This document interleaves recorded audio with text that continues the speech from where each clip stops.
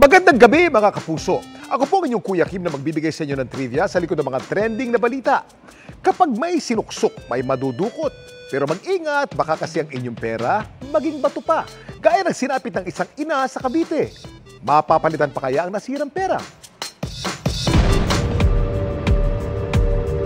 Ang naipong saya ng inang si Luiena, napalitan ng pag-alala. Nang binuksan niya kasi ang kanyang alkansya, ito ang tumambad sa kanya. Ang sinuksok niyang tigi 1,000 piso na umabot ng 34,000 pesos ng itim at nagkapunit-punit. Parang amag na may kalawang halo-halo na po eh. Nitong nakaraang taon na magsimula mag-ipon si Luiena para sa pagpapakonsulta ng anak. May sakit po kasi siya sa puso na operahan na po yan. So ang gagawin na lang po namin, follow up.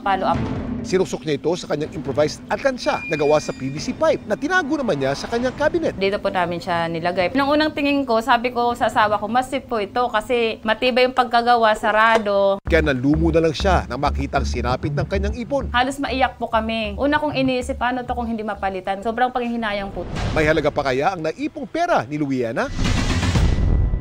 Kuya Kim, maaari pa bang papalitan ng mga nasirang pera? Kuya Kim, ano na?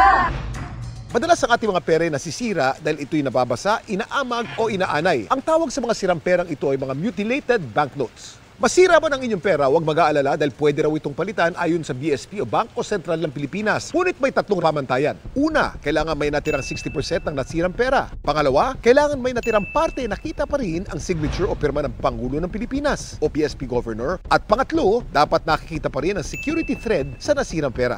Dapat dalhin ang mga ito sa mga otorisadong bangko at ang mga bangkong ito magdadala sa mga nasirang pera sa BSP para masuri kung may halaga pa ang mga ito. Ang BSP ay maglalabas ng resulta at ang pera naman ay idideposito ng BSP sa mga bangko para mabigay naman dun sa mga may-ari ng pera. Kaya si Luiena agad na pinasuri ang mga sirang pera. Sa ngayon, nasa 19,000 pesos lang na ibabalik kay Luiena at hinihintay pa niya ang resulta sa natitira pang pera. If may means tayo to open a bank account, more than enough na yun para i-safekeep lang yung pera nyo.